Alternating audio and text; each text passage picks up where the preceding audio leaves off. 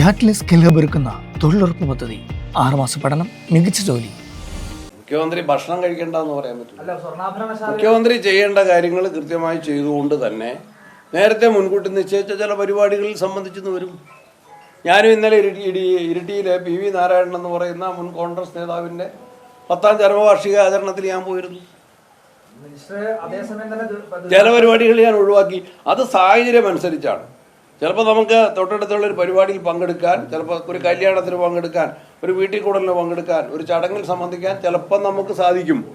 ചിലപ്പോൾ ദൂരെയുള്ള സ്ഥലത്താണ്. എനിക്ക് ഇന്നലെ തളിപ്പറമ്പിലൊരു പരിപാടി ഉണ്ടായിരുന്നു, അത് ക്യാൻസൽ ചെയ്ത് ഇവിടുത്തെ വീടുകളെല്ലാം സന്ദർശിച്ചു, പ്രയാസമുള്ള സ്ഥലങ്ങളിലൊക്കെ പോയി.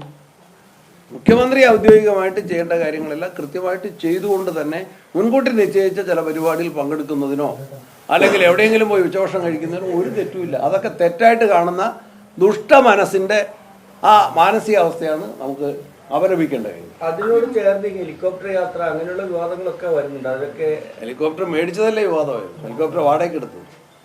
അല്ല, വാടക ഒരു അധികം ചെലവും വന്നിട്ടില്ല. ഹെലികോപ്റ്ററിന്റെ മാസത്തിൽ ഉപയോഗിച്ചാലും ഉപയോഗിച്ചില്ലെങ്കിലും കൊടുക്കേണ്ട വാടകയുണ്ടല്ലോ. വ്യക്തിപരമായ ആവശ്യത്തിന് അദ്ദേഹം തന്നെ വിശദീകരിച്ചിട്ടുണ്ട്. യാതൊരു വ്യക്തിപര ആവശ്യങ്ങൾക്കും അല്ല പോയത്. എറണാകുളത്ത് നിശ്ചയിച്ച ഔദ്യോഗിക കൂടിക്കാഴ്ചകൾക്കാണ് പോയത്. അത് മുഖ്യമന്ത്രി വിശദീകരിക്കുന്നു. നിങ്ങൾ ആരും ചോദിച്ചിട്ടില്ല, മുഖ്യമന്ത്രിയോട് ചോദിച്ചിട്ടില്ല. ഞങ്ങൾ ചോദിക്കേണ്ട ആവശ്യമില്ല. അത്യാവശ്യമായിട്ട് ചെയ്യേണ്ടതാണ്. 2018 വെള്ളപ്പൊക്കം മുതൽ നമ്മൾ ആവശ്യപ്പെടുന്നതാണ്.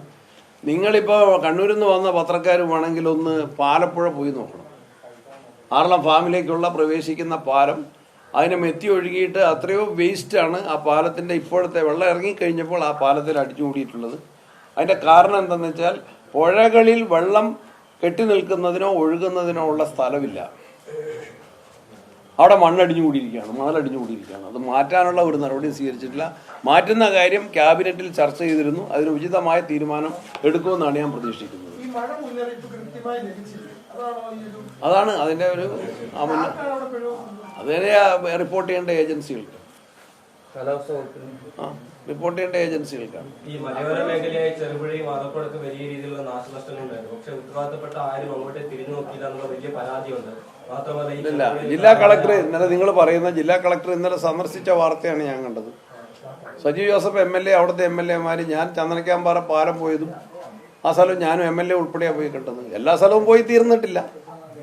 എല്ലാ സ്ഥലവും പോയി തീർക്കാൻ ഒരാൾക്ക് കഴിയില്ല. അപ്പോൾ പല ടീമായിട്ടാണ് പോകുന്നത്. ഞാൻ ഒന്നും കൂടെ ചെറുപുഴ പോകാൻ, ചെറുപുഴ കാണാതായ വ്യക്തിയെക്കുറിച്ച് വലിയ ആശങ്കയുണ്ട്. അദ്ദേഹം സന്നദ്ധ പ്രവർത്തകനാണ്. ഇന്ന് പത്രത്തിൽ വായിച്ചത്. അദ്ദേഹം ജീവൻ രക്ഷിച്ച ആളുടെ നന്ദിയാണ് പത്രത്തിൽ വായിക്കാൻ കഴിഞ്ഞത്. ഇനി ആ യാത്രയിലേക്ക് പോകണം, വൈകുന്നേരം മടങ്ങി പോകണം. അതിനുള്ളിലായിട്ട് സമയം കിട്ടുമെങ്കിൽ ചെറുപുഴ കൂടി പോകുന്ന കാര്യം ആലോചിക്കുന്നു. അല്ല, അത് നമ്മളിപ്പോൾ പ്രവചിക്കേണ്ട ആവശ്യമില്ല.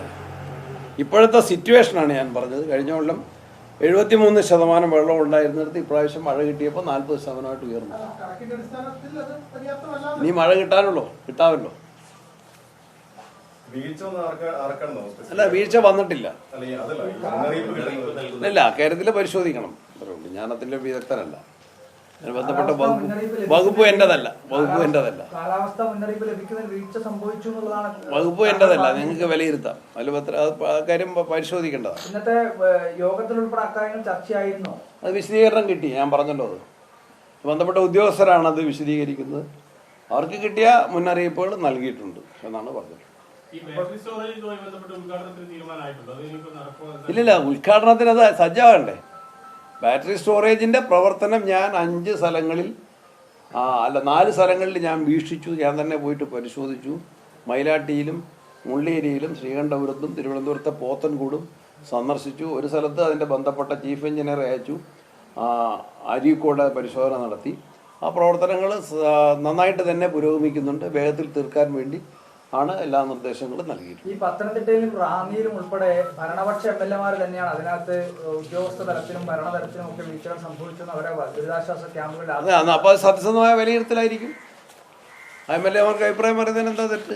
അവർക്ക് സജീവമായിട്ടുണ്ട്. ഇന്നലെ പത്തനംതിട്ട MLA ടൗണ് വൃത്തിയാക്കുന്ന, വ്യാപാര സ്ഥാപനങ്ങൾ വൃത്തിയാക്കുന്ന രംഗം കണ്ടത്. ആ ഇനീഷ്യേറ്റീവിന് പ്രത്യേകമായിട്ട് അപ്രീഷിയേറ്റ് ചെയ്തു. അത് വിലയിരുത്തുമ്പോൾ ജില്ലാതലത്തിലുള്ള പത്തനംതിട്ടയുടെ ചാർജുള്ള ആളുകൾ അത് വിലയിരുത്തും. പോരായ്മയുണ്ടെങ്കിൽ തിരുത്തും. എന്തെങ്കിലും കുറ്റകരമായ അവസ്ഥയുണ്ടെങ്കിൽ അത് പരിശോധിക്കും. മിനിസ്റ്റർ, നിലവിലത്തെ സാഹചര്യത്തിൽ മുഖസ്തുതി പറയുന്നവരല്ല ഭരണകക്ഷി MLA-മാർ. ക്രിയാത്മക വിമർശനം നടത്താനും അവർക്ക് അവകാശമുണ്ട്. അവര് പറയുന്ന വിമർശനം എന്ന് പറയുന്നത് ഭരണതലത്തിൽ വീഴ്ച സംഭവിച്ചു എന്നാണ്. പരിശോധിക്കും. അങ്ങനെ വിമർശിക്കാനും അവകാശമുണ്ട് MLA-മാർക്ക്. MLA-മാർ ഞാൻ നേരത്തെ പറഞ്ഞല്ലോ, സർക്കാരിന്റെ മുഖസ്തുതി പറയലല്ല, ജനങ്ങളുടെ പക്ഷത്ത് നിന്ന് തെറ്റുകൾ ഉണ്ടാകുന്ന ചൂണ്ടിക്കാണിക്കുക. ഞാൻ പറഞ്ഞിട്ടില്ലേ, ഇരിട്ടിയിൽ വെള്ളപ്പൊക്കം ഉണ്ടായപ്പോൾ ഇന്ന കാര്യങ്ങൾ ചെയ്യണമെന്ന് പറഞ്ഞിട്ടില്ലേ, ഉരുളോട്ടുണ്ടായി പറഞ്ഞിട്ടില്ലേ? ഏത് ഗവൺമെന്റ് നോക്കിയിട്ടല്ല. നിലവിലത്തെ സാഹചര്യത്തിൽ വൈദ്യുതി പുറത്തുനിന്ന് മേടിക്കേണ്ട ഒരു ആവശ്യകതയുണ്ടോ? ഇപ്പോഴും മേടിക്കേണ്ട ആവശ്യകതയുണ്ട്. ഇപ്പോഴും മേടിക്കേണ്ട ആവശ്യകതയുണ്ട്. വാങ്ങിക്കൊണ്ടിരിക്കുക. അതിന് ദീർഘകാലാടിസ്ഥാനത്തിലുള്ള പദ്ധതികൾ നടപ്പിലാക്കണം.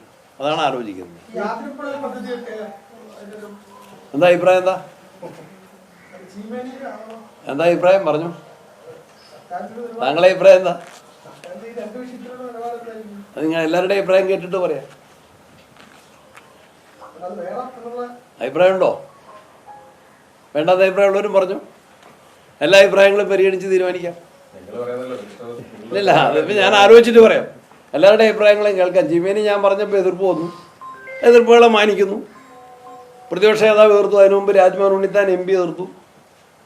സന്ദീപ് വാര്യർ MLA പറഞ്ഞു രാജിവെക്കുന്നു. അദ്ദേഹത്തിൻ്റെ രാജി ഇപ്പം ഞാൻ ആവശ്യപ്പെടുന്നില്ല. പദ്ധതി വേണ്ട.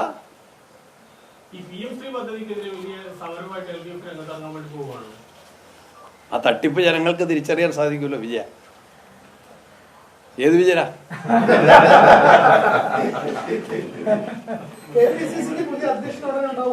നിങ്ങൾക്ക് എന്താ തിരക്ക്? മഴ കഴിയട്ടെ, മഴയുടെ പ്രശ്നം കഴിയട്ടെ. അല്ല, മന്ത്രിക്ക് ഓടി എത്താൻ പറ്റുന്നുണ്ടോ? അത്യാവശ്യം ഞാൻ മാത്രമല്ലോ, APCC അതിശക്തമാണ്. ഞാൻ മാത്രമല്ല, ടീം ഓഫ് ലീഡേഴ്സ് ആണ് കോൺഗ്രസിനെ ശക്തിപ്പെടുത്തുന്നത്. ജില്ലാ കമ്മിറ്റികളുണ്ട്, എല്ലാ ഘടകങ്ങളും ഉണ്ട്.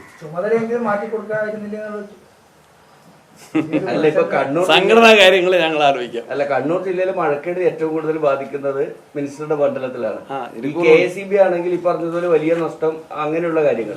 ഈ വകുപ്പ് നോക്കണോ, പാർട്ടി നോക്കണോ? രണ്ടും നോക്കാതെ തൽക്കാലം പറ്റുന്നുണ്ട്. വലിയ കുഴപ്പമില്ലാതെ നോക്കാം. ഹൈക്കമാൻഡുമായിട്ട് ബന്ധപ്പെടും. ഈ സ്വകാര്യ ചടങ്ങുകളിലൊക്കെ പങ്കെടുക്കുന്ന ഈ സമയത്ത് ഒഴിവാക്കേണ്ടതല്ലേ ഈ ജ്വല്ലറി അതൊക്കെ ഞാൻ പറഞ്ഞില്ല. അതൊക്കെ depends upon the time factor.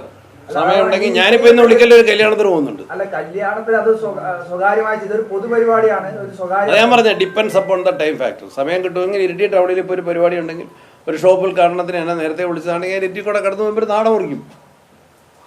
വിളിക്കല് വഴി വയ്യാവരേക്ക് ചെറുവഴിക്ക് പോകുമ്പോൾ ഒരു സുഹൃത്തിന്റെ മകന്റെ കല്യാണം ഉണ്ട്, അവിടെ പോയിട്ട് ഭക്ഷണം കഴിക്കും. തിരുവനന്തപുരത്തുള്ള മുഖ്യമന്ത്രി എറണാകുളത്ത് വന്നാണ് നാടൻ മുറിച്ചത്. അതൊക്കെ ചിലപ്പോൾ ചെയ്യേണ്ടവരുന്നേ. എറണാകുളംകാരനല്ലേ മുഖ്യമന്ത്രി. തിരുവനന്തപുരത്ത് ഒരു കാര്യത്തിന് ഒരു കുറവും വരുത്തിയിട്ടില്ല. എല്ലാ ജില്ലകൾക്കും ചുമതല കൊടുത്തിട്ടുണ്ട്. അദ്ദേഹം കാര്യങ്ങൾ റിവ്യൂ ചെയ്യുന്നുണ്ട്, മീറ്റിങ്ങുകൾ വിളിക്കുന്നുണ്ട്. മാധ്യമങ്ങളോട് അല്ലെങ്കിൽ ജനങ്ങളോട്, മാധ്യമങ്ങൾ മുഖേന ജനങ്ങളോട് അഭിമുഖീകരിക്കാൻ വേണ്ടി മുഖ്യമന്ത്രി കഴിഞ്ഞ 2-3 ദിവസം ഇത്രയും അത് നിങ്ങൾ ഏത് മുഖ്യമന്ത്രിയെ ഉദ്ദേശിച്ച സംസാരിച്ച മുൻ മുഖ്യമന്ത്രിയെ കുറിച്ച് അല്ല, ഇത്രയേറെ മാധ്യമങ്ങളെ കാണുന്ന ഒരു രാഷ്ട്രീയ നേതാവില്ല. അല്ല, പ്രളയ സമാനമായ സാഹചര്യം കേരളത്തിൽ ഉണ്ടായിട്ടും ഈ VD സതീശൻ മുഖ്യമന്ത്രിക്ക് മാധ്യമങ്ങളെ ജനങ്ങളോട് വിശദീകരിക്കും, മാധ്യമങ്ങളെ കാണുന്നല്ല, ജനങ്ങളോട് വിശദീകരിക്കാൻ സന്നദ്ധമായിട്ടില്ല. മാധ്യമങ്ങളോട് പ്രതികരണം ചോദിച്ചു, എന്താണ് സാഹചര്യം, എങ്ങനെയാണ്? എന്റെ ശ്രദ്ധയിൽ അതൊന്നും കണ്ടിട്ടില്ല.